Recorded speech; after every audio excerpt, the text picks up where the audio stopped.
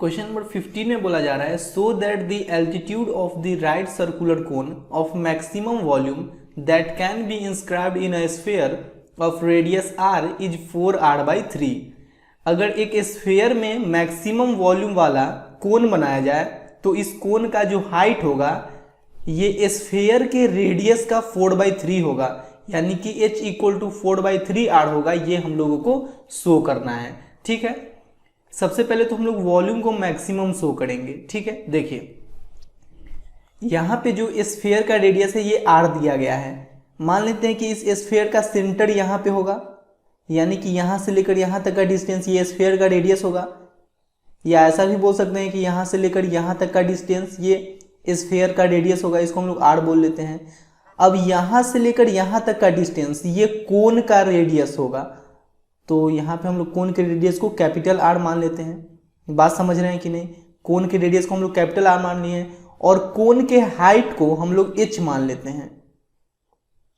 कोन के हाइट को हम लोग h मान लेते हैं।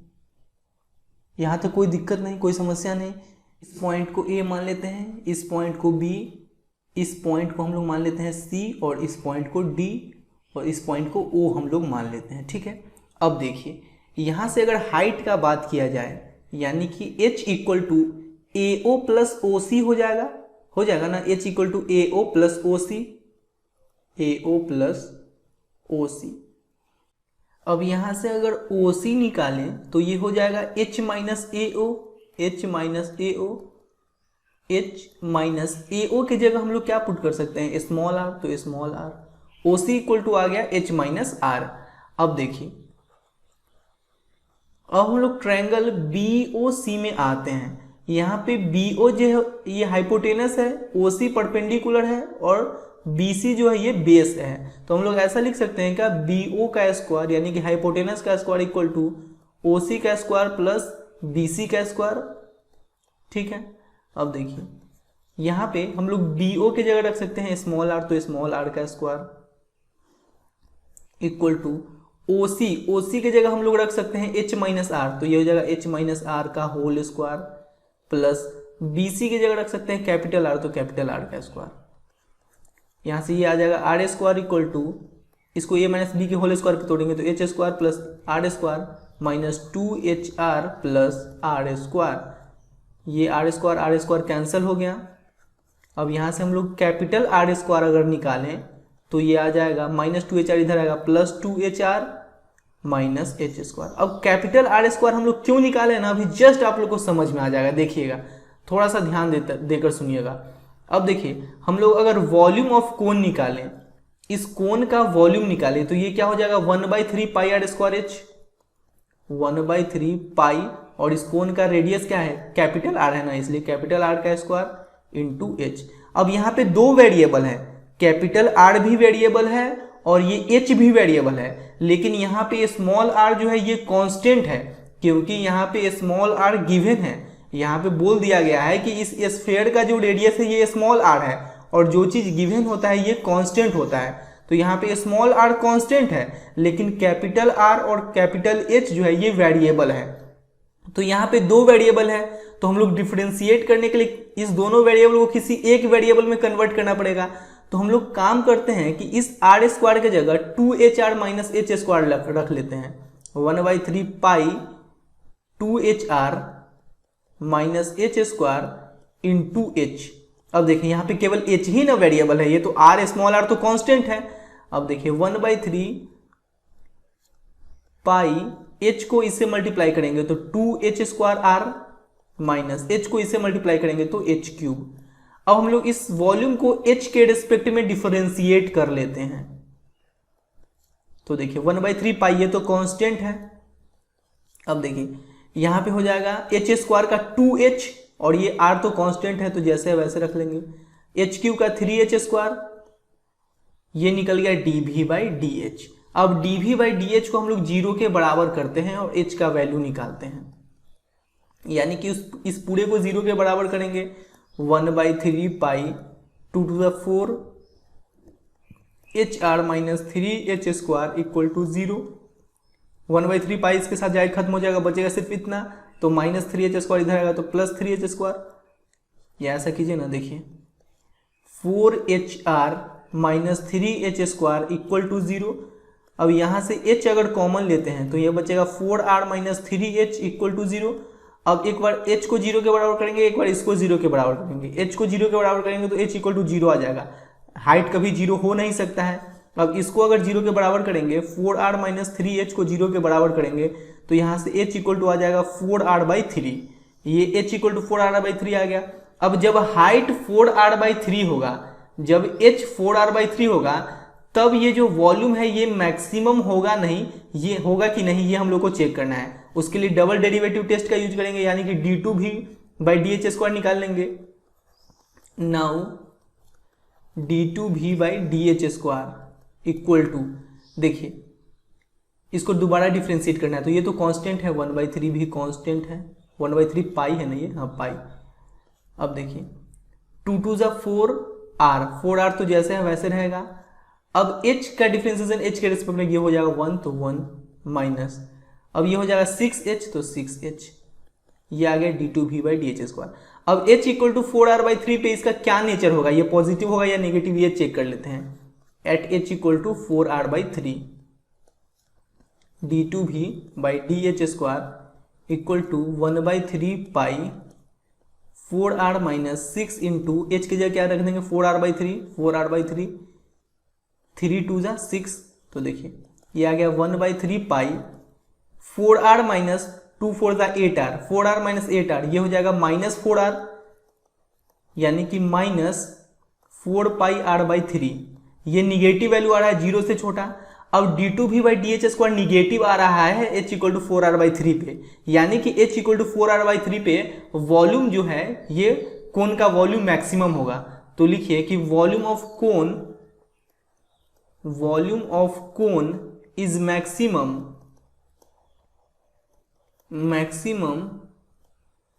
At h equal to 4R/3। h equal to 4R/3 पे वॉल्यूम ऑफ कोन मैक्सिमम होगा। लेकिन अब अपने लोग को देखिए, अच्छा हाँ h equal to 4R/3 prove भी करना था, तो ये प्रूव भी तो हो गया, h इक्वल टू 4R/3 ये प्रूव भी हो गया, यही तो प्रूव करना था, यहाँ पे यही प्रूव करना था ना। देखिए यहाँ पे बोला गया था कि एल्टीट्यूड जो है ना ये रेडियस का 4/3 है, तो h इक्वल टू 4R/3 ये प्रूव भी हो गया। क्लियर है, बहुत आसान है कि नहीं। क्वेश्चन नंबर 16 में बोला जा रहा है let f be a function defined on close interval a b such that f' greater than 0 for all x belongs to a b, then prove that f is an increasing function on open interval a b। f एक increasing function है, ये हम लोगों को show करना है। देखिए आप लोग को इंक्रीजिंग फंक्शन क्या होता है ये तो पता ही होगा। जैसे कि मान लीजिए y इक्वल टू fx एक फंक्शन है जिसका ये ग्राफ है, ठीक है। यहाँ पे पॉइंट x1 है और यहाँ पे पॉइंट x2 है। अब ये जो x2 है ये x1 से बड़ा है, x2 है जो x1 से बड़ा है। अब x2 पे फंक्शन का जो वैल्यू होगा ये क्या आएगा, यहाँ पे x की जगह x2 पुट की जाएगा तो y का वैल्यू आ जाएगा fx2, और x1 पे जो फंक्शन का वैल्यू आएगा ये x की जगह x1 पुट कर दीजिएगा तो fx1। यानी कि इंक्रीजिंग फंक्शन में अगर x2 x1 से बड़ा है तो fx2 भी fx1 से बड़ा होगा। तो अगर हम लोग इतना चीज प्रूव कर देते हैं तो ये भी प्रूव हो जाएगा कि फंक्शन इंक्रीजिंग है। बात समझ रहे हैं कि नहीं, फंक्शन को इंक्रीजिंग प्रूव करना है तो इनडायरेक्टली हम लोग को तो यही ना प्रूव करना है। अगर इतना चीज प्रूव कर देते हैं तो इसका मतलब ये भी प्रूव हो जाएगा कि फंक्शन इंक्रीजिंग फंक्शन है। तो पहले यहाँ पे हम लोग लिख लेते हैं कि let x1 and x2 be two numbers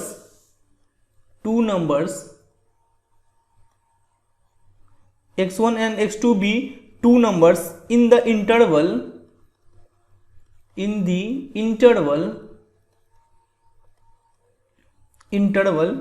AB, और ये जो x2 है ये x1 से बड़ा है तो लिखिए and x2 greater than x1, ठीक है। अब अपने लोग को फंक्शन को इंक्रीजिंग प्रूव करना है इन ओपन इंटरवल AB। तो अगर हम लोग fx2 greater than fx1 prove कर दे तो इसका मतलब ये भी प्रूव हो जाएगा कि ये फंक्शन ओपन इंटरवल AB में इंक्रीजिंग फंक्शन है। क्योंकि x2 x1 जो है वो a और b के बीच में ही लाई कर रहा है, जहां पे x2 जो है वो x1 से बड़ा है। अगर फंक्शन इंक्रीजिंग होगा इसका मतलब fx2 fx1 से बड़ा होगा। तो ये बात अगर हम लोग प्रूव कर देते हैं तो ये भी प्रूव हो जाएगा ना कि ये जो फंक्शन है ये ओपन इंटरवल ए बी में इंक्रीजिंग है। तो यहां पे लिखिए prove that fx2 greater than fx1, prove that fx2 greater than fx1। ठीक है, ये प्रूव करना है अपने लोग को। अब देखिए यहां पे बोला जा रहा है f dash x greater than 0 for all x belongs to open interval A B. f dash x जो है वो 0 से बड़ा है for all x belongs to open interval A B. अब f डैश x 0 से बड़ा है, इसका मतलब f डैश x एग्जिस्ट कर रहा होगा तभी ना ये 0 से बड़ा है। अब f डैश x अगर एग्जिस्ट कर रहा है इसका मतलब फंक्शन डिफरेंशिएबल है। तो हम लोग ऐसा बोल सकते हैं क्या कि ये जो फंक्शन है ये ओपन इंटरवल ए बी में डिफरेंशिएबल होगा। ठीक है, अब देखिए x1 x2 जो है ना वो ओपन इंटरवल ए बी में लाई कर रहा है। अब अगर function open interval A B में डिफरेंशिएबल है तो हम लोग ऐसा भी बोल सकते हैं कि function open interval x1 x2 में भी डिफरेंशिएबल होगा, क्योंकि x1 x2 इसी के बीच में लाई कर रहा है। तो यहां पे हम लोग लिख लेते हैं कि now function is differentiable in open interval x1 x2। ठीक है, अब आप लोग को पता होना चाहिए कि जो फंक्शन डिफरेंशिएबल होता है वो फंक्शन कंटिन्यूअस भी होता है। अब देखिए यहां पे बोला जा रहा है कि function close interval A B में डिफाइंड है। अब अगर function close interval A B में डिफाइंड है तो हम लोग ऐसा भी तो बोल सकते हैं कि function close interval A B में कंटिन्यूअस होगा। अब देखिए x1 x2 इसी के बीच में लाई कर रहा है और फंक्शन अगर क्लोज इंटरवल ए बी में कंटिन्यूअस है तो function close interval x1 x2 में भी कंटिन्यूअस होगा। ठीक है, क्योंकि x1 x2 इसी के बीच में लाई कर रहा है। जब क्लोज इंटरवल ए बी में कंटिन्यूअस है ही तो क्लोज इंटरवल x1 x2 में भी तो कंटिन्यूअस होगा ही, ऑब्वियस सी बात है होगा। तो यहाँ पे लिख लेते हैं कि एंड फंक्शन इज कंटिन्यूअस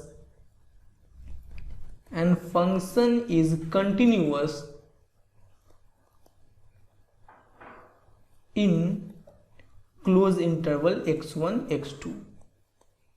अब देखिए, अब आप लोग थोड़ा सा मीन वैल्यू थ्योरम याद कीजिए।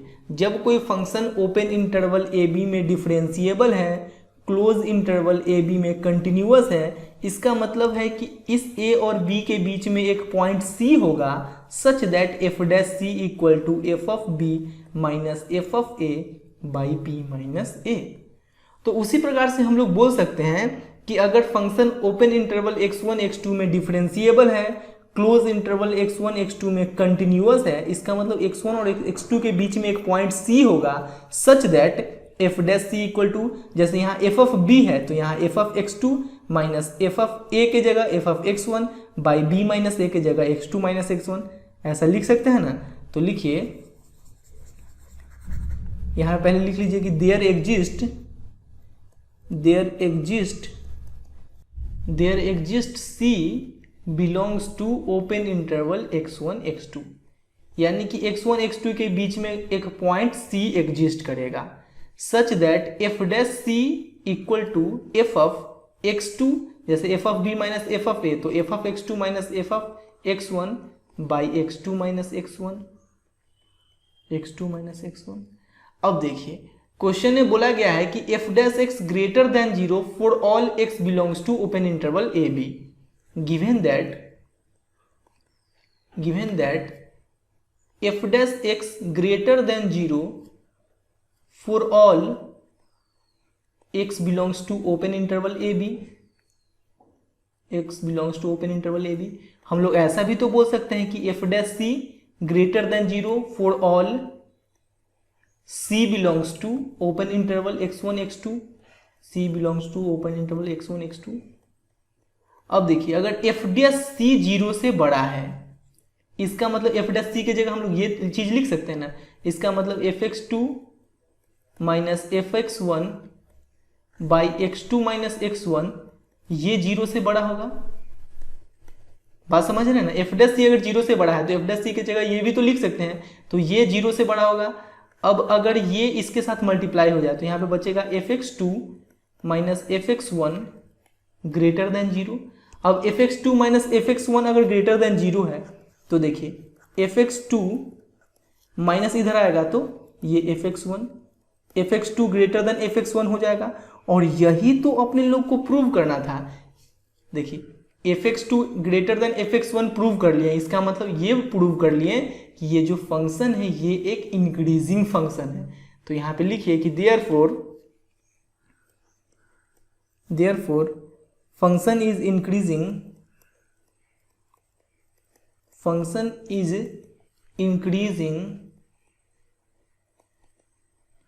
इन ओपन इंटरवल ए बी, यही ना प्रूव करना था, on open interval A B.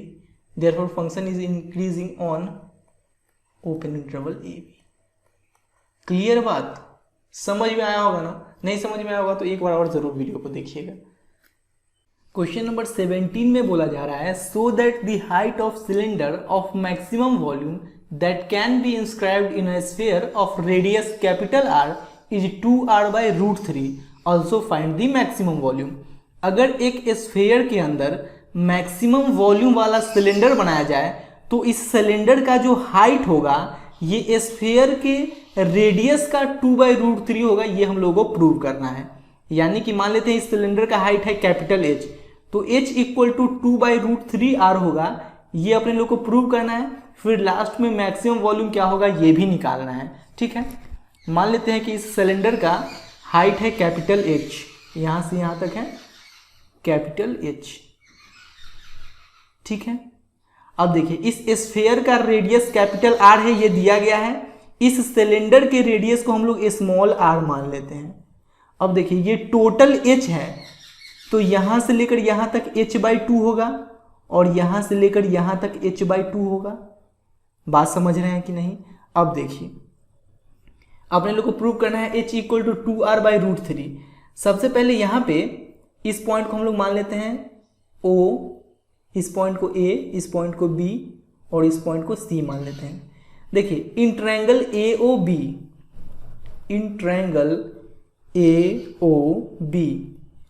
ये जो AO है ये हाइपोटेनस है, तो AO का स्क्वायर इक्वल टू OB जो है ये परपेंडिकुलर है, OB का स्क्वायर प्लस AB जो है ये बेस है, तो AB का स्क्वायर। ठीक है, अब देखिए AO का वैल्यू है कैपिटल R, तो कैपिटल R का स्क्वायर इक्वल टू OB क्या है h/2, तो h/2 का स्क्वायर h² 4 हो जाएगा प्लस AB का स्क्वायर, AB क्या है स्मॉल r, तो स्मॉल r का स्क्वायर। ठीक है, यहां तक कोई दिक्कत नहीं है। अब देखिए इसको यहीं पे अभी रहने दीजिए। अब हम लोग इस सिलेंडर का वॉल्यूम निकालते हैं। नाउ वॉल्यूम ऑफ सिलेंडर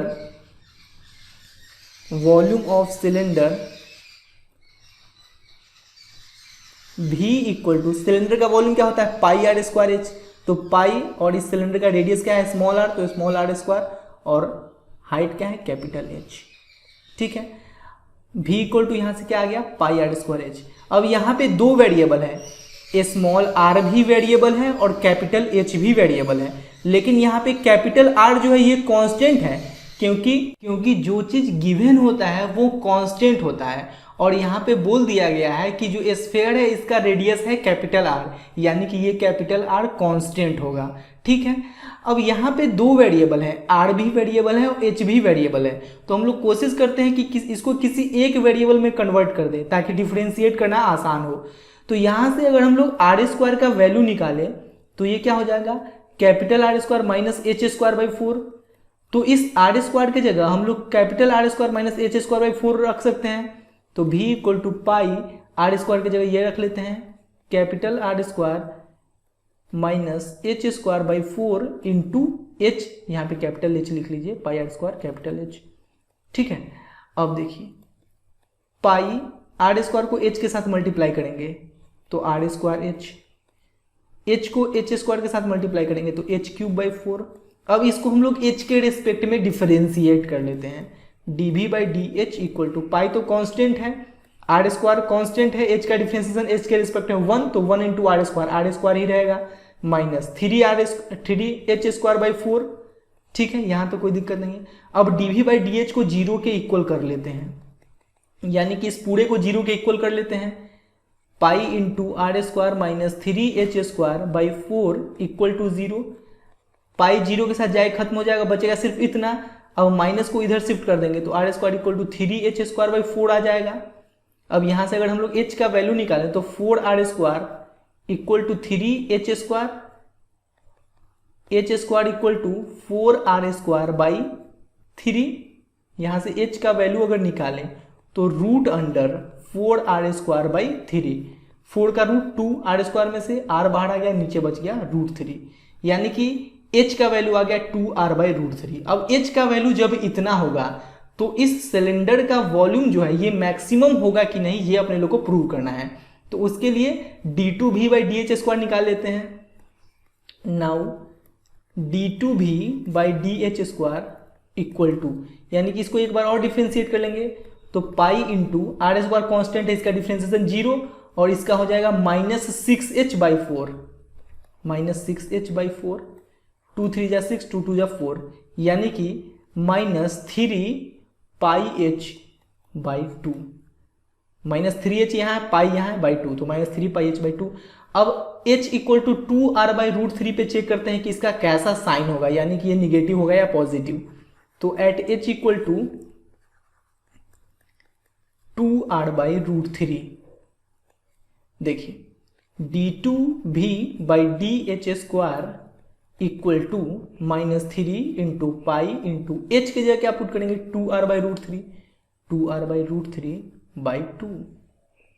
देखिए ये क्या आ गया, -3 into 2 -6 pi r by root 3, नीचे आ जाएगा तो 2 रूट 3, 2 3 जा 6, यानी कि ये आ गया -3 पाई r बाई रूट 3, ये आ गया। अब ये तो निगेटिव ही है ना, यानी कि ये d2v by D H square 0 से छोटा है, निगेटिव है यानी कि 0 से छोटा है। अब अगर ये 0 से छोटा है, इसका मतलब h equal to 2r by root 3 पे ये जो वॉल्यूम है ये मैक्सिमम वॉल्यूम होगा। तो लिखिए कि वॉल्यूम ऑफ सिलेंडर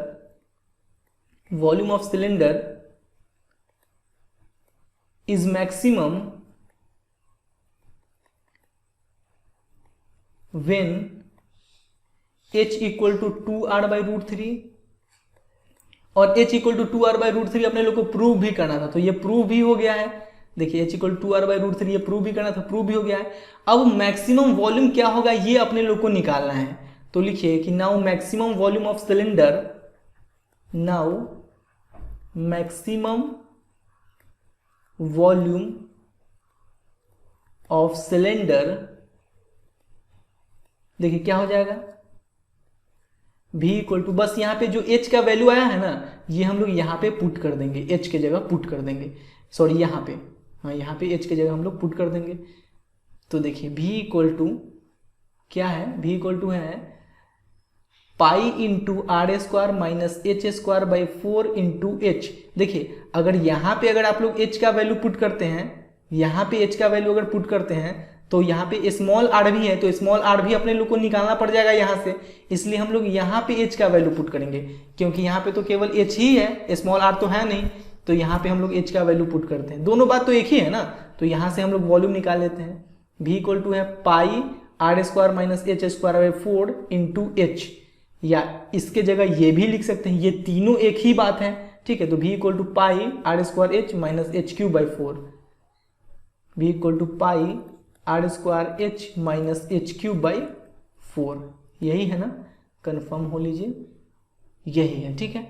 अब यहाँ पे हम लोग h के जगह क्या पुट करेंगे 2r by root 3, v equal to pi R square into H के जगह पुट करेंगे 2r by root 3, 2r by root 3 minus H cube by 4, यानी कि इसका क्यूब कर लेंगे 2r बाई रूट 3 का होल क्यूब बाई 4, ठीक है। देखिए v equal to pi 2 into R square into R, 2r cube by root 3 minus 2 का क्यूब 8, r का क्यूब r क्यूब, रूट 3 का cube, root 3 into root 3, 3 root 3 हो जाएगा, और 3√3 नीचे आ जाएगा तो 4 के साथ मल्टीप्लाई हो जाएगा, यानी कि 12√3। कोई दिक्कत, कोई समस्या? यानी कि देखिए v इक्वल टू पाई, यहाँ भी आर क्यूब है, यहाँ भी आर क्यूब है, आर क्यूब कॉमन ले लेते हैं। यहाँ 2 है, यहाँ 8 है तो 2 कॉमन ले लेते हैं। यहाँ √3 है, यहाँ √3 है तो √3 कॉमन ले लेते हैं। आर क्यूब कॉमन आ गया, 2 कॉमन आ गया, √3 कॉमन आ गया तो यहाँ बचेगा 1 माइनस।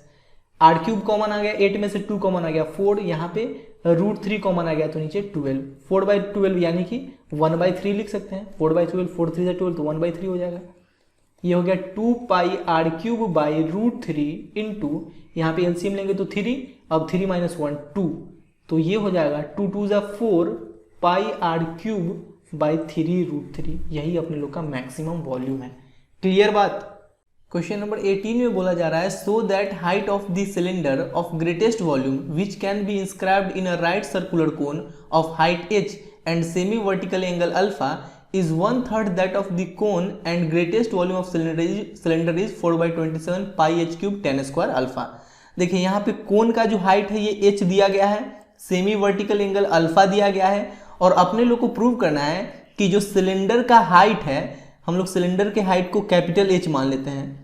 ये जो सिलेंडर का हाइट है ये कोन के हाइट का 1/3 है, यानी कि capital H equal to 1/3 small h होगा। ये अपने लोग को प्रूव करना है, और मैक्सिमम वॉल्यूम इतना होगा ये अपने लोग को प्रूव करना है। ठीक है, एक बात आप लोग हमेशा याद रखिएगा, और मैं शुरू से बोलता आ रहा हूं कि जो चीज गिवन होता है वो कांस्टेंट होता है। यहाँ पे इस कोन का हाइट है गिवन, स्मॉल h है, इस कोन का हाइट ये दिया गया है तो स्मॉल h कांस्टेंट के जैसे काम करेगा। अल्फा यहाँ पे दिया गया है तो अल्फा भी कांस्टेंट के जैसे काम करेगा। देखिए अगर सिलेंडर के वॉल्यूम का बात करें, वॉल्यूम ऑफ सिलेंडर,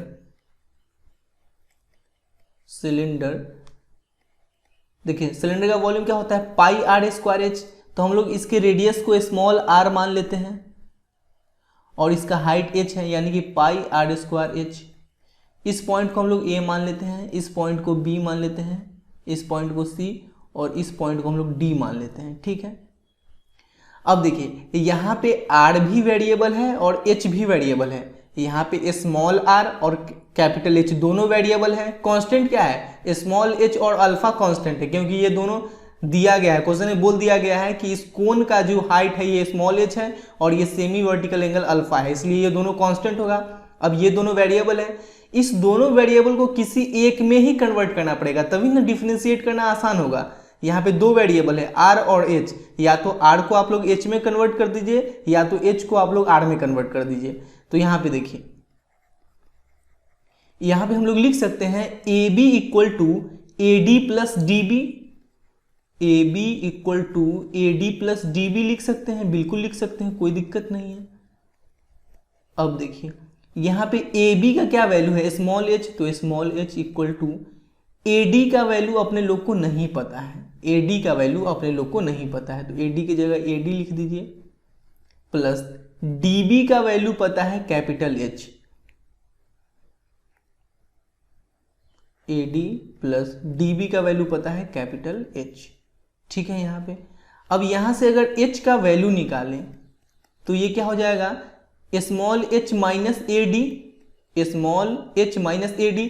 अब AD का भी वैल्यू हम लोग निकाल लेते हैं, ताकि यहाँ पे पुट कर देंगे तो कैपिटल H का वैल्यू निकल जाएगा और कैपिटल H के वैल्यू को यहाँ पे पुट कर देंगे तो यहाँ पे केवल एक ही वेरिएबल रह जाएगा, केवल R। ठीक है, तो यहाँ पे AD का वैल्यू क्या होगा वो हम लोग देखते हैं। इस पॉइंट को हम लोग O मान लेते हैं। देखिए इन ट्रायंगल ADO, देखिए ये अल्फा है, तो अगर हम लोग करें tan alpha equal to tan theta equal to क्या होता है परपेंडिकुलर बाई बेस, तो यहाँ पे परपेंडिकुलर का काम OD कर रहा है और बेस का काम AD कर रहा है, तो OD बाई AD। अब देखिए OD यानी कि इस सिलेंडर का रेडियस, और सिलेंडर का रेडियस क्या है स्मॉल r, तो स्मॉल r बाई AD। तो यहाँ से हम लोग AD का वैल्यू अगर निकालें तो देखिए क्रॉस मल्टीप्लीकेशन अगर करते हैं तो AD into tan alpha, AD into tan alpha equal to small r। अगर यहाँ से AD का वैल्यू निकालें तो r by tan alpha, r by tan alpha, 1 by tan alpha क्या होता है कॉट अल्फा, तो r कॉट अल्फा ये हो गया AD का वैल्यू। अब इस AD के वैल्यू को हम लोग यहाँ पे पुट कर देते हैं, ध्यान से सुनिएगा, कुछ मुश्किल नहीं है।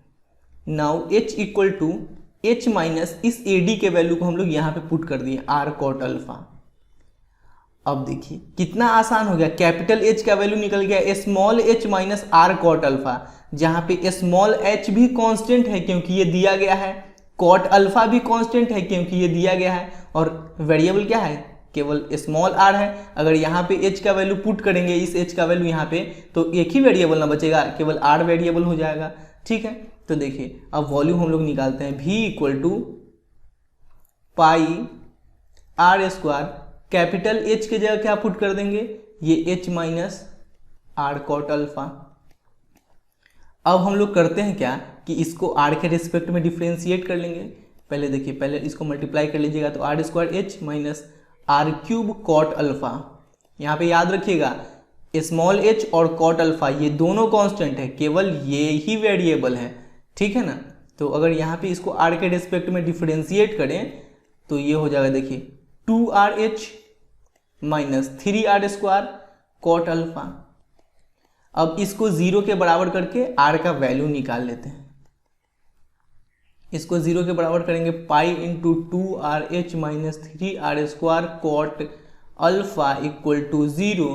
पाई इसके साथ जाए खत्म हो जाएगा, बचेगा 2RH minus 3R square cot alpha equal to 0। r common लेंगे तो यहाँ हो जाएगा 2h minus 3R cot alpha equal to 0। r को 0 के बराबर करेंगे तो r का वैल्यू आ जाएगा 0। रेडियस कभी भी 0 कैसे हो सकता है, लेंथ कभी भी 0 नहीं हो सकता है, तो इसको 0 के बराबर करेंगे, 2h minus 3R cot alpha equal to 0। अब देखिए यहाँ से अगर r का वैल्यू निकालें तो 2h equal to 3R cot alpha, तो यहाँ से r इक्वल टू क्या आ जाएगा, 2h बाई 3 कॉट अल्फा। तो देखिए 2 बाई 3 h और 1 बाई कॉट अल्फा, ये हो जाएगा tan अल्फा। ये निकल गया r। अब r का वैल्यू जब इतना होगा तब ये वॉल्यूम है, ये मैक्सिमम होगा या मिनिमम, ये अपने लोग को प्रूव करना है। तो उसके लिए करते हैं क्या कि d2v by d r square निकाल लेते हैं, d2v by d r square. देखिए इसको एक बार और डिफ्रेंशिएट कर लेंगे, पाई इंटू 2r का डिफ्रेंशिएशन r के रेस्पेक्ट तो 1 ही होगा, तो 2 into 1 into h, 2h minus 6r cot alpha, 6r cot alpha. अब r का वैल्यू क्या पुट करना है, 2 by h 3, 2h by 3 tan alpha. तो लिखिए at r equal to 2h by 3 tan alpha. d2v by d r square equal to pi into 2h minus 6 into r की जगह क्या पुट करेंगे, 2h by 3 tan alpha, 2h by 3 tan alpha into cot alpha, cot alpha. अब देखिए d2v by d r square equal to pi into 2h minus 3 2 जा 6। अब देखिए tan alpha into cot alpha, ये 1 हो जाएगा। क्यों, क्योंकि देखिए tan अल्फा को आप लोग 1 बाई कॉट अल्फा लिख सकते हो ना, और यहाँ पे कॉट अल्फा है तो कॉट अल्फा से कॉट अल्फा कैंसिल होकर 1 बच जाएगा ना, तो tan alpha into cot alpha 1। अब यहाँ पे 2 to the 4h, 4h into 1 4h ही रहेगा, तो ये आ गया पाई 2h माइनस 4h, ये आ गया माइनस 2h, यानी कि आ गया माइनस 2 पाई h। अब ये 0 से छोटा है, r equal to 2h by 3 tan alpha पे d2v by d r square 0 से छोटा आ रहा है। इसका मतलब r का वैल्यू जब इतना होगा तब ये जो वॉल्यूम है ये मैक्सिमम वॉल्यूम होगा। तो हम लोग लिख सकते हैं कि volume of cylinder, volume of cylinder is maximum, is maximum when r equal to 2h by 3 tan alpha. हम लोग को तो इतना पता चल गया कि r का वैल्यू जब 2h बाई 3 tan अल्फा होगा तब इस सिलेंडर का वॉल्यूम मैक्सिमम होगा, इतना तो पता चल गया है। अब देखिए अब अपने लोग को प्रूव करना है कि इस सिलेंडर का जो हाइट है इस कोन के हाइट का 1/3 है, यानी कि capital H equal to 1/3 small h, ये अपने लोग को प्रूव करना है। तो देखिए यहाँ पे क्या है, R equal to AD tan alpha निकला था ना यहाँ से, R equal to AD tan alpha, तो हम लोग यहाँ पे लिखते हैं now R equal to AD tan alpha. अब इस R के जगह हम लोग ये लिख सकते हैं 2h/3 tan alpha equal to, इस AD के जगह हम लोग क्या लिख सकते हैं, देखिए इस AD के जगह हम लोग लिख सकते हैं small h minus capital H। इस पूरे का लेंथ है स्मॉल h और यहाँ से यहाँ तक का लेंथ है कैपिटल H, तो यहाँ से यहाँ तक नहीं हो जाएगा small h minus capital H, तो AD के जगह लिख लेते हैं हम लोग small h minus capital H into tan alpha. tan alpha से tan अल्फा कैंसिल हो गया, ये आ गया 2h/3 minus equal to h minus h। अब देखिए यहाँ से हम लोग माइनस h को इधर शिफ्ट कर लेते हैं तो ये हो जाएगा प्लस h, और इसको उधर शिफ्ट कर लेते हैं तो ये हो जाएगा माइनस 2h/3। तो h इक्वल टू एलसीएम लीजिएगा 3h माइनस 2h, h यानी कि ये आ गया ना capital H equal to 1/3 small h, और यही तो अपने लोग को प्रूव करना था। कैपिटल H यानी कि height of cylinder is equal to 1/3 of height of cone. अब अपने लोग को ये बताना है कि मैक्सिमम वॉल्यूम इतना होगा, ये बताना है अपने लोग को, ठीक है। तो देखिए R का वैल्यू जब इतना होगा तब सिलेंडर का वॉल्यूम मैक्सिमम होगा, तो मैक्सिमम वॉल्यूम क्या होगा ये हम लोग निकाल लेते हैं। Now maximum volume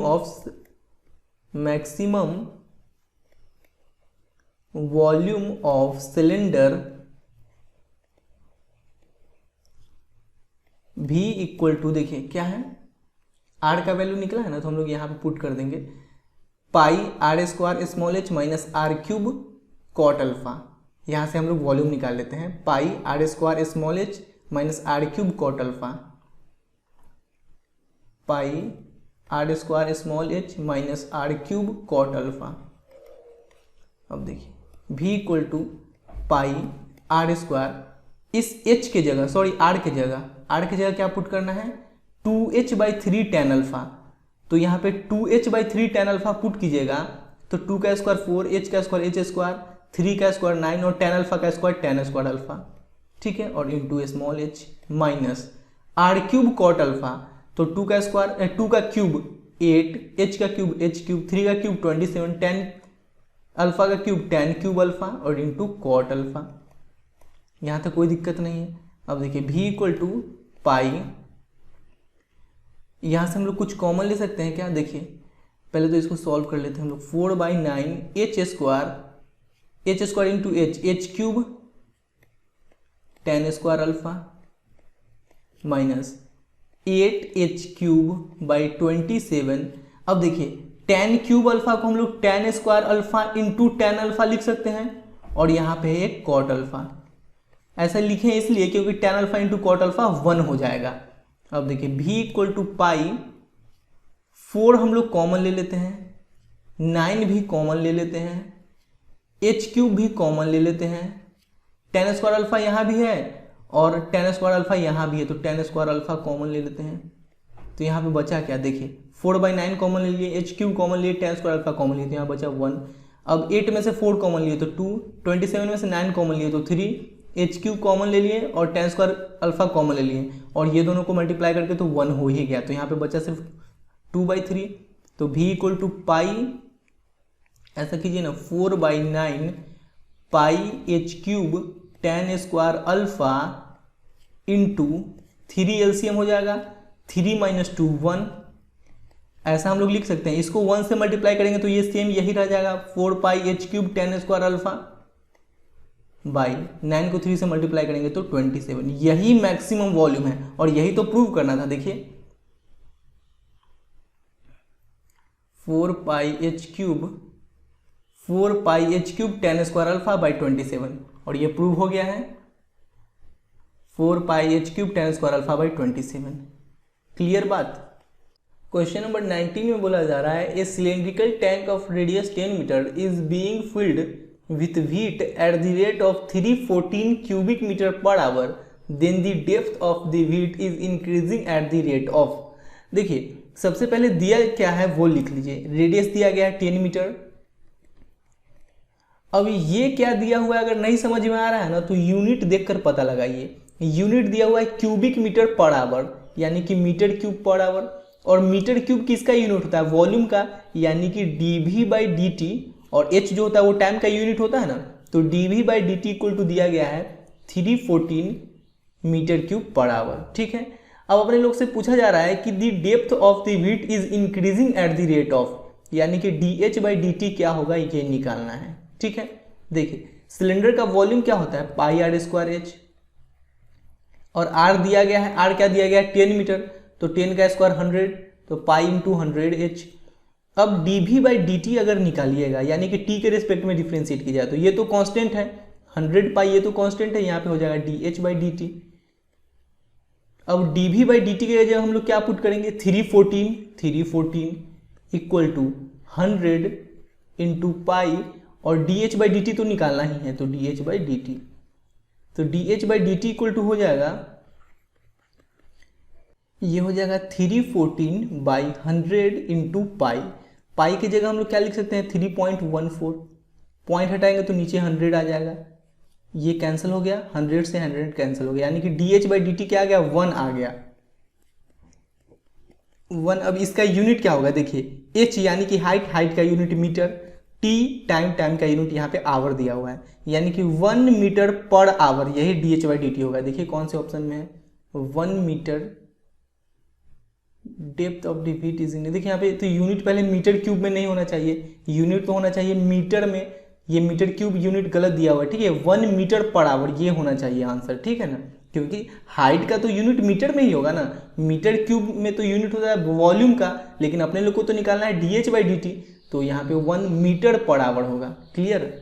question number 20 में बोला जा रहा है the slope of the tangent to the curve x equal to t² plus 3t minus 8 y equal to 2t² minus 2t minus 5 at the point 2 minus 1। Slope of tangent निकालना है, यानी कि dy/dx निकालना है। तो यहाँ पे dy/dx निकालने के लिए अपने लोग को dy/dt निकालना पड़ेगा, फिर dx/dt निकालना पड़ेगा। तो चलिए सबसे पहले हम लोग dy/dt निकाल लेते हैं। ये हो जाएगा 4t माइनस 2, 4t माइनस 2। अब dx/dt अगर निकालें तो ये हो जाएगा 2t प्लस 3, 2t प्लस 3, यहाँ तो कोई दिक्कत नहीं है। अब देखिए dy/dx इक्वल टू dy/dt का ये वैल्यू है 4t माइनस 2, तो 4t माइनस 2, dx/dt का ये वैल्यू है 2t प्लस 3, तो 2t प्लस 3। अब यहाँ पे t का तो वैल्यू पुट करना पड़ेगा ना, तभी ना dy/dx निकल पाएगा, तो t हम लोग यहाँ से निकाल लेते हैं। देखिए x का वैल्यू है 2, y का वैल्यू है -1, तो यहाँ पे इस इक्वेशन से t का वैल्यू निकालते हैं। x equal to, now x equal to t² plus 3t minus 8, तो x की जगह पुट करेंगे 2, तो 2 equal to t² plus 3t minus 8, तो 2 को अगर उधर शिफ्ट करते हैं, 2 को उधर शिफ्ट करते हैं तो t² plus 3t minus 2 minus 8 minus 10 equal to 0। तो t², देखिए यहाँ पे हम लोग क्या लिख सकते हैं, यहाँ -10 है ना, तो इसको हम लोग लिख सकते हैं 5 2 10, हाँ 5t minus 2t minus 10 equal to 0। 5t minus 2t 3t हो जाएगा, और 5 इंटू माइनस 2 माइनस 10 भी हो जाएगा। अब t कॉमन ले लेंगे हम लोग, t कॉमन ले लेंगे तो यहाँ बचेगा t प्लस 5, यहाँ से -2 कॉमन ले लेंगे तो यहाँ बचेगा t प्लस 5 इक्वल टू 0। अब देखिए यहाँ हो गया t plus 5 into t minus 2 equal to 0। t plus 5 को 0 के बराबर कीजिएगा तो t का वैल्यू आ जाएगा -5, और t माइनस 2 को 0 के बराबर कीजिएगा तो t का वैल्यू आ जाएगा 2। यहाँ से t का 2 वैल्यू आया है। ठीक है, अब हम लोग यहाँ पे y का वैल्यू पुट करके यहाँ से t का वैल्यू निकालते हैं। y का वैल्यू क्या है यहाँ पे -1, तो देखिए -1 equal to 2t² minus 2t minus 5, 2t² minus 2t और क्या है -5, -5। देखिए -1 को उधर शिफ्ट कीजिएगा तो 2t² माइनस 2t, -1 उधर जाएगा तो +1, तो -1 + 1 -5 + 1, -4 इक्वल टू 0। अब देखिए 2t², इस -2t को हम लोग क्या लिख सकते हैं, देखिए पहले तो यहाँ से एक काम कीजिए कि 2 कॉमन ले लीजिए, तो 2² -t -2 इक्वल टू 0। अब 2 मल्टीप्लाई में उधर जाएगा, डिवाइड में खत्म, t² -t इक्वल टू 0। अब देखिए t² -2t +t -2 equal to 0। t common ले लेंगे तो t -2, t अगर कॉमन ले लेंगे तो t -2 प्लस 1 कॉमन ले लेंगे तो t -2 इक्वल टू 0। तो t -2 into t plus 1 equal to 0। यहाँ से t का 2 वैल्यू आएगा, एक 2, t -2 को 0 के बराबर कीजिएगा तो t का वैल्यू 2 आएगा, यहाँ t का वैल्यू -1 आएगा। अब देखिए इस दोनों में t का जो कॉमन वैल्यू है वही वैल्यू होगा t का इस दोनों में कॉमन वैल्यू है 2, तो हम लोग t का केवल 2 ही लेंगे। We consider only t equal to 2। अब t का वैल्यू 2 यहाँ पे पुट करके हम लोग dy/dx क्या होगा ये निकाल लेते हैं, इसको इक्वेशन 1 मान लेते हैं। तो लिखिए from 1 dy/dx equal to 4t - 2 2t + 3, 4t - 2 2t + 3।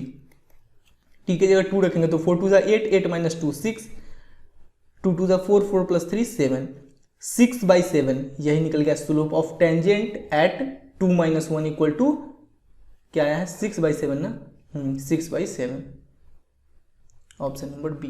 Clear. Question number 21 में बोला जा रहा है the line y = mx + 1 is a tangent to the curve y² = 4x if the value of m is, m का क्या वैल्यू होगा ये अपने लोग को निकालना है। ये जो लाइन है ये इस कर्व पे टेंजेंट है, यानी कि इस लाइन का स्लोप और इस कर्व का स्लोप दोनों इक्वल होगा। सबसे पहले हम लोग इस लाइन का स्लोप निकाल लेते हैं, यानी कि dy/dx यहाँ से अगर फाइंड करें तो देखिए x का डिफरेंशिएशन x के रेस्पेक्ट में 1 इंटू m ही रहेगा, और 1 कांस्टेंट है तो इसका डिफरेंशिएशन 0। अब यहाँ से अगर हम लोग स्लोप निकालें तो ये हो जाएगा 2y dy/dx equal to 4 dy/dx अगर यहाँ से निकालें तो 4/2y, 2 2 4 यानी कि 2/y। ठीक है, अब दोनों स्लोप इक्वल होगा, यानी कि m इक्वल टू 2/y। यहां से अगर y का वैल्यू निकालें तो ये हो जाएगा 2/m। अब हम लोग करते हैं क्या कि इस इक्वेशन 1 में y का वैल्यू पुट कर देते हैं, इसको हम लोग इक्वेशन 1 मान लेते हैं और इसको इक्वेशन 2। नाउ y का वैल्यू हम लोग पुट कर देते हैं क्या 2/m, तो 2/m इक्वल टू mx + 1। अब देखिए यहाँ पे x को भी हटाना पड़ेगा, केवल y में इसको कन्वर्ट करना पड़ेगा, तभी ना हम लोग यहाँ से m का वैल्यू आसानी से। अब देखिए यहाँ से हम लोग को x भी हटाना पड़ेगा, क्योंकि अगर ये केवल m में रहेगा तभी ना इसको सॉल्व करके हम लोग यहाँ से m का वैल्यू निकाल सकते हैं। देखिए इस अगर x को y में कन्वर्ट कर दे तो इस y की जगह हम लोग ये वैल्यू आसानी से पुट कर सकते हैं। तो इक्वेशन 2 से अगर हम लोग x का वैल्यू निकालें फ्रॉम इक्वेशन 2, यहाँ से अगर x का वैल्यू निकालें तो ये आ जाएगा y²/4, x equal to y²/4। इस x के वैल्यू को हम लोग यहाँ पे पुट कर लेते हैं, 2/m equal to m into x की जगह पुट कर लेते हैं y²/4, y² प्लस 1। अब देखिए 2/m equal to m into 1/4 into इस y² की जगह हम लोग क्या पुट कर सकते हैं 2/m का होल स्क्वायर, यानी कि 4/m² प्लस 1। 4 से 4 कैंसिल, m से m कैंसिल, तो यहाँ पे बचा क्या 2/m इक्वल टू 1/m, यहाँ पे 1/m बचा plus 1। 2/m equal to LCM लेंगे m, 1 प्लस m, m से m कैंसिल तो 2 इक्वल टू 1 प्लस m, यहाँ से m का वैल्यू निकालेंगे तो ये आ गया 2 - 1 1। यही अपने लोग का आंसर हो गया। क्लियर। क्वेश्चन नंबर 22 में बोला जा रहा है the normal at the point 1,1 on the curve 2y + x² equal to 3 is. Equation of normal निकालना है। देखिए इक्वेशन ऑफ नॉर्मल का फॉर्मूला होता है y - y1 equal to m into x - x1, जहाँ पे m जो है ये स्लोप ऑफ नॉर्मल है और y1 x1 जो है वो जिस पॉइंट से नॉर्मल पास कर रही है उस पॉइंट का कोऑर्डिनेट्स है। तो यहाँ पे पॉइंट का कोऑर्डिनेट्स तो दिया ही गया है, केवल अपने लोग को स्लोप ऑफ नॉर्मल निकालना पड़ेगा। Slope of normal equal to होता है -1 अपॉन स्लोप ऑफ टेंजेंट। तो सबसे पहले हम लोग इस इक्वेशन का यूज करके स्लोप ऑफ टेंजेंट निकाल लेते हैं। देखिए d2y plus x square equal to 3। Slope of tangent निकालने के लिए dy बाई डी एक्स निकालना पड़ेगा। देखिए 2 into d y by D x plus x square का 2x इक्वल टू 3 कॉन्स्टेंट है तो इसका 0। अब देखिए 2 d y by D x, 2x को इधर शिफ्ट करेंगे तो -2x, 2 से 2 कैंसल, तो dy by D x equal to आ गया -x। अब इस पॉइंट पे dy बाई डी एक्स का क्या वैल्यू होगा, यानी इस पॉइंट पे स्लोप ऑफ टेंजेंट क्या होगा ये निकाल लेते हैं। At 1,1 dy by D x equal to minus X की जगह क्या पुट कर लेंगे 1, तो dy by D x equal to आ गया -1। अब हम लोग स्लोप ऑफ नॉर्मल निकाल लेते हैं। Slope of normal equal to -1 upon slope of tangent, और स्लोप ऑफ टेंजेंट है -1। पहले यहाँ पे लिख लीजिए स्लोप ऑफ नॉर्मल एट 1,1। इस पॉइंट पे स्लोप ऑफ नॉर्मल का क्या वैल्यू होगा ये निकाल लेते हैं। तो -1 अपॉन स्लोप ऑफ टेंजेंट, और स्लोप ऑफ टेंजेंट है -1, तो -1 बाई -1 ये +1 हो गया। अब हम लोग निकाल लेते हैं क्या, equation of normal. Equation of normal at 1,1। देखिए ये होता है y माइनस y1, तो y माइनस यहाँ y1 की जगह हम लोग पुट करेंगे 1, तो 1 equal to m into x minus x1, जहाँ पे m है स्लोप ऑफ नॉर्मल, तो स्लोप ऑफ नॉर्मल क्या निकला है 1, x माइनस x1 की जगह पुट करेंगे 1। ये हो गया y minus 1 equal to x minus 1। अब देखिए अगर इस पूरे को हम लोग उधर शिफ्ट कर दें, पहले तो ये देखिए -1 ये -1 ये कैंसिल हो जाएगा, तो हम लोग ऐसा लिख सकते हैं x minus y equal to 0। y को अगर उधर शिफ्ट करेंगे तो x माइनस वाई, इधर 0 बच जाएगा, तो x minus y equal to 0। देखिए x minus y equal to 0, option number B correct answer हो गया। अब हम लोग क्वेश्चन नंबर 23 को सॉल्व करते हैं। बहुत इंपॉर्टेंट क्वेश्चन है। यहाँ पे बोला जा रहा है कि the normal to the curve x square equal to 4y passing 1,2 is. Equation of normal क्या होगा ये अपने लोग को निकालना है। तो इक्वेशन ऑफ नॉर्मल निकालने से पहले अपने लोग को स्लोप ऑफ नॉर्मल चाहिए, और स्लोप ऑफ नॉर्मल से भी पहले स्लोप ऑफ टेंजेंट चाहिए अपने लोग को। देखिए क्वेश्चन देखकर आप लोग को लग रहा होगा कि ये क्वेश्चन नंबर 22 जैसा ही है, लेकिन क्वेश्चन नंबर 22 और क्वेश्चन नंबर 23 में बहुत ही डिफरेंस है। सबसे पहले हम लोग स्लोप ऑफ टेंजेंट निकाल लेते हैं, यानी कि dy बाई डी एक्स क्या होगा ये निकाल लेते हैं। तो 2x equal to 4 into d y by D x.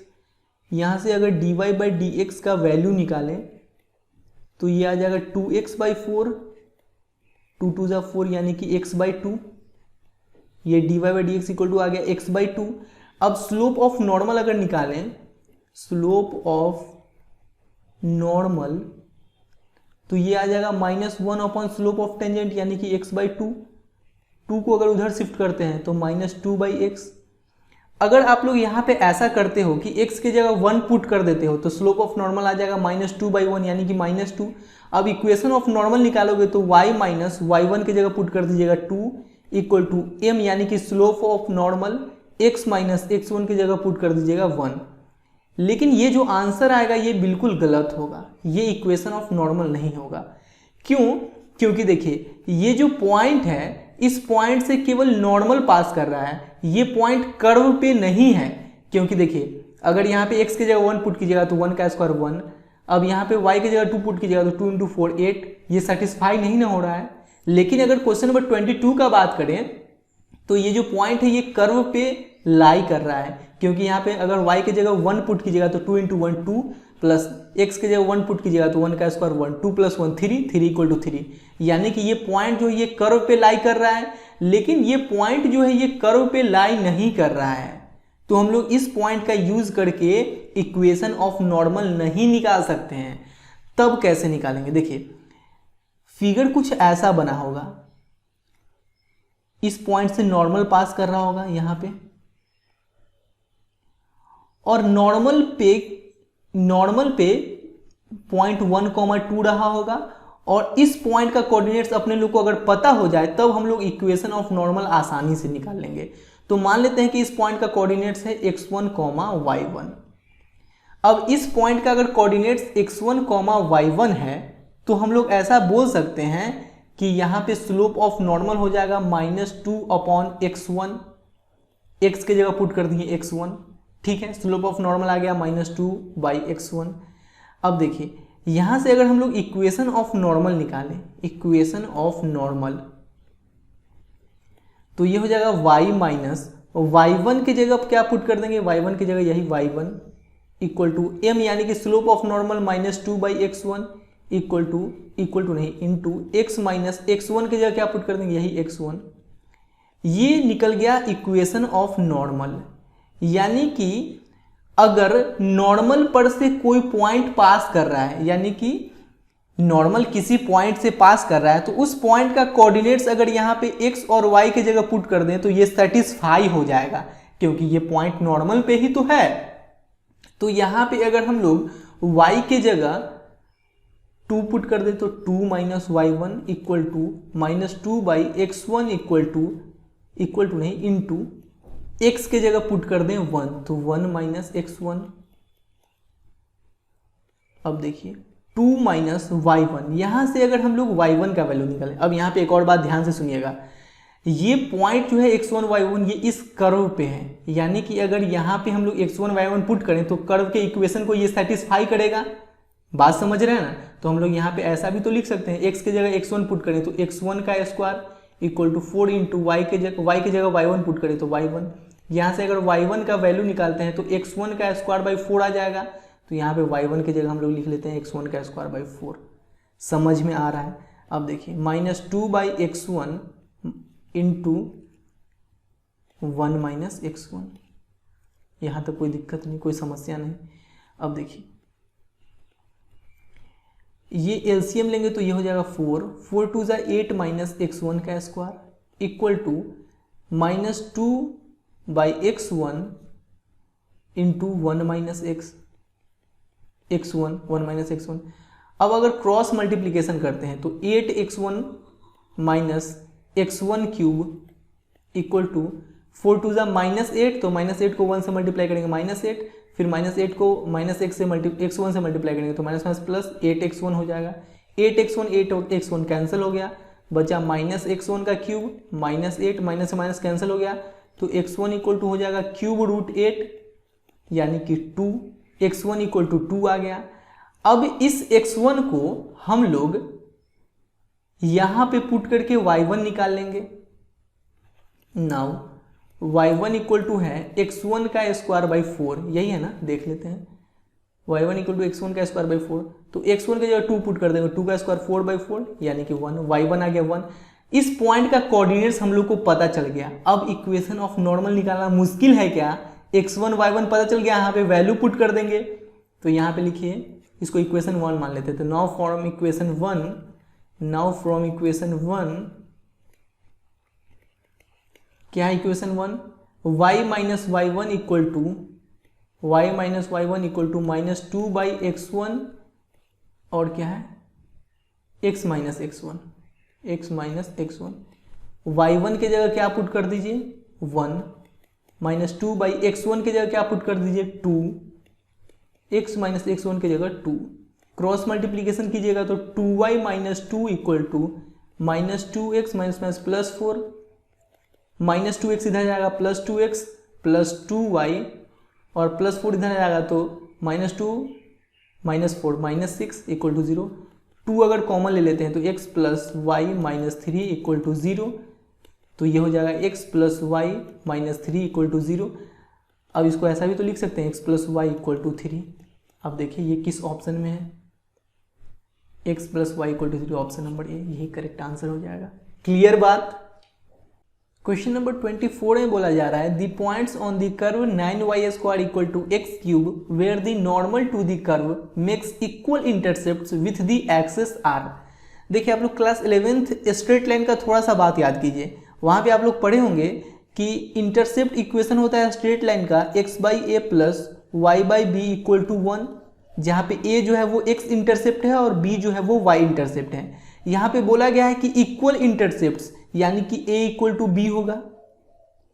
ठीक है, इसी कॉन्सेप्ट का यूज करके अभी हम लोग क्वेश्चन सॉल्व करने वाले हैं। सबसे पहले हम लोग इक्वेशन ऑफ नॉर्मल निकाल लेते हैं। तो इक्वेशन ऑफ नॉर्मल निकालने के लिए स्लोप ऑफ नॉर्मल चाहिए और स्लोप ऑफ नॉर्मल निकालने के लिए स्लोप ऑफ टेंजेंट निकालना पड़ेगा। तो सबसे पहले हम लोग स्लोप ऑफ टेंजेंट निकाल लेते हैं, यानी कि dy बाई डी एक्स क्या होगा ये निकाल लेते हैं। तो 9 into 2y dy by D x equal to 3x square. अब देखिए यहां से dy बाई डी एक्स अगर निकालें तो ये हो जाएगा 3x square by 9 into 2y, 3 3 जा 9, ये हो जाएगा x square by 6y।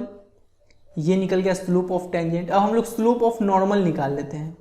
Slope of normal equal to -1 upon slope of tangent. Slope of tangent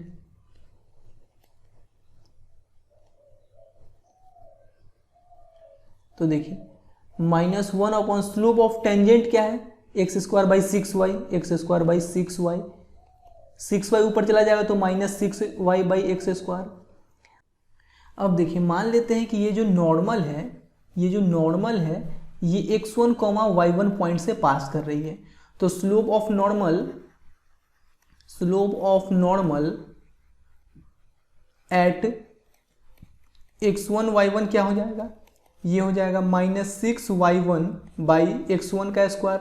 अब इक्वेशन ऑफ नॉर्मल अगर निकालें, equation of normal at x1 y1 क्या हो जाएगा, ये हो जाएगा y minus y1 equal to m into x minus x1। तो m की जगह क्या रखेंगे, स्लोप ऑफ नॉर्मल, तो -6y1 बाई x1 का स्क्वायर इक्वल टू नहीं into x minus x1। Cross multiplication करें तो y x1 का स्क्वायर माइनस y1 x1 का square equal to -6xy1 minus minus plus 6x1 y1।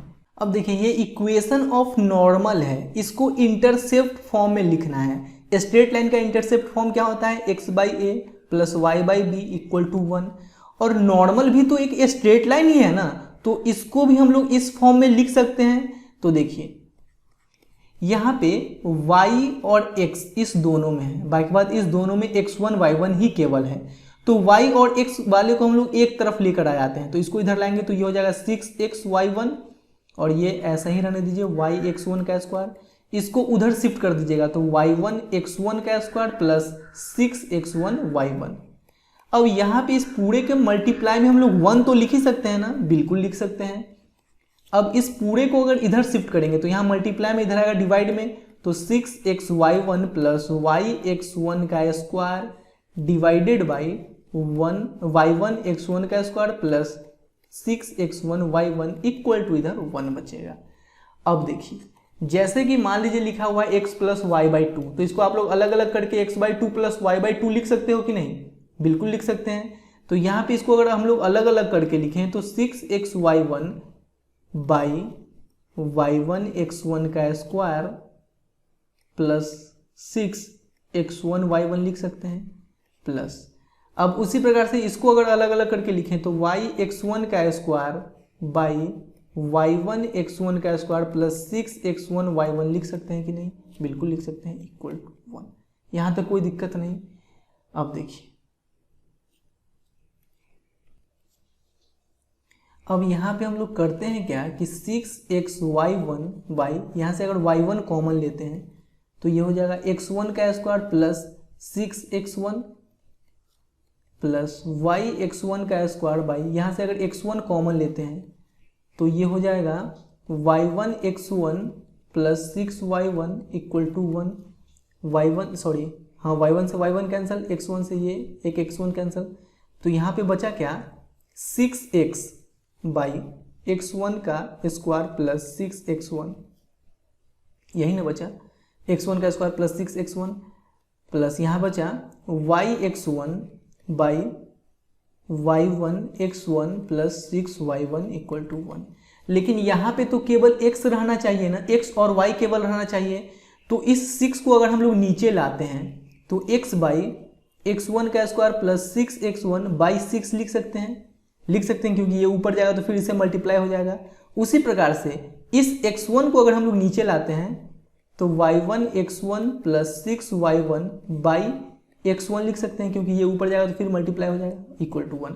अब ये बिल्कुल परफेक्ट इंटरसेप्ट फॉर्म में आ गया। देखिए x बाई ए के जगह ये पूरा प्लस y बाई बी के जगह ये पूरा इक्वल टू 1। अब इंटरसेप्ट इक्वल है ऐसा क्वेश्चन में बोला गया है, इसका मतलब ये और ये इक्वल होगा। नाउ x1 का square plus 6x1 by 6 equal to y1 x1 plus 6y1 equal to x1। कोई दिक्कत नहीं। अब देखिए यहाँ से x1 कॉमन लीजिएगा तो x1 प्लस 6 बाई 6, यहाँ से y1 कॉमन लीजिएगा तो x1 प्लस 6 बाई x1। ठीक है, x1 प्लस 6 कैंसिल हो गया तो यहाँ पे आ गया x1 by 6 equal to y1 by x1। अब यहाँ से अगर क्रॉस मल्टीप्लिकेशन कीजिएगा तो x1 का स्क्वायर इक्वल टू 6y1 आ गया। इसको हम लोग इक्वेशन 1 मान लेते हैं। अब देखिए ये जो पॉइंट था x1 y1 जो है ये कर्व पे लाई कर रहा है, यानी कि कर्व के इक्वेशन में अगर x1 y1 पुट करें तो ये कर्व के इक्वेशन को सेटिस्फाई करेगा कि नहीं। जैसे ये कर्व का इक्वेशन है और ये जो पॉइंट है ये कर्व पे लाई कर रहा है, यानी कि x और y के जगह अगर x1 y1 पुट करें तो ये कर्व के इक्वेशन को सेटिस्फाई करेगा। तो हम लोग ऐसा लिख सकते हैं क्या कि 9 इंटू वाई के जगह y1 का स्क्वायर और x के जगह x1 तो x1 का क्यूब, ऐसा लिख सकते हैं। तो हम लोग लिख लेते हैं 9y1 का स्क्वायर। नाउ 9y1 का स्क्वायर इक्वल टू क्या है 6x क्यूब, नहीं x क्यूब थे ये है ना कर्व का equation, 9y square equal to x cube.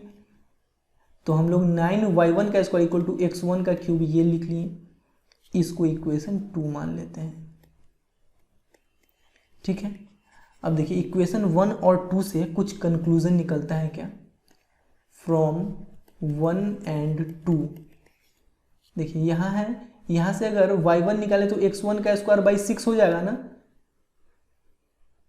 हाँ देखिए तो 9 इंटू y1 के जगह x1 का स्क्वायर बाई 6, y1 की जगह x1 का स्क्वायर बाई 6 तो x1 का स्क्वायर बाई 6 और इसका स्क्वायर हो जाएगा ना। देखिए y1 का वैल्यू यहाँ से निकलेगा तो x1 का स्क्वायर बाई 6 और y1 का स्क्वायर है तो इसका स्क्वायर इक्वल टू x1 का क्यूब।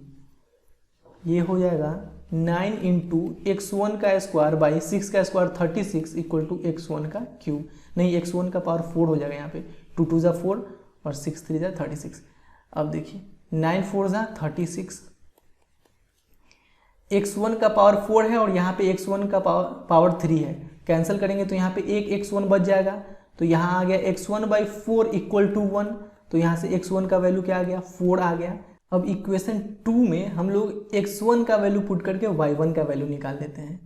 तो नाउ फ्रॉम 2 इक्वेशन 2 क्या है 9y1 का स्क्वायर इक्वल टू x1 का क्यूब। तो 9y1 का स्क्वायर इक्वल टू x1 का क्यूब यानी 4 का क्यूब ये हो जाएगा 64। तो y1 का square equal to 64 by 9, y1 equal to plus minus root under 64 by 9 plus minus root 64 का 8 रूट 9 का 3, यानी कि y1 इक्वल टू आ गया प्लस माइनस 8 बाई 3 और x है 4, यानी कि अपना पॉइंट का कोऑर्डिनेट्स निकल गया 4 कॉमा प्लस माइनस 8 बाई 3। किस ऑप्शन में है देखिए 4 comma plus minus 8 by 3, 4 comma plus minus 8 by 3 option number यही अपने लोग का सही आंसर हो जाएगा। ठीक है।